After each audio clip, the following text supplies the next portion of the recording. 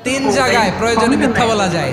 এক নাম্বার, আপনার ওয়াইফকে খুশি করার জন্য, সে একটু এরকম না বলে একটু কৌশল করে বললে খুশি হবে, ওটা বলা যায়। দুই নাম্বার, জীবন মরণের ব্যাপার, যান বাঁচানোর জন্য একটু কৌশল করে ঘুরিয়ে বললেন, এটা জায়েজ। তিন নাম্বার, দুইজন ঝগড়া লাগছে তাদেরকে মিলিয়ে দেওয়ার জন্য কৌশল করে একটু মিথ্যা বলা, ঘুরিয়ে বলা যায়। দুইজনের মধ্যে দেখলেন যে সম্পর্ক খারাপ, একজনকে বললেন, ভাই সে তো ওই দিন আপনার ব্যাপারে অনেক প্রশংসা। কি আমার ব্যাপারে প্রশংসা? কি বললো? এই বললো আপনি নাকি এই করছেন ওই করছেন, অনেক প্রশংসা। লোকটার মন খুশি হয়ে যাবে তার ব্যাপারে, ঠিক কিনা?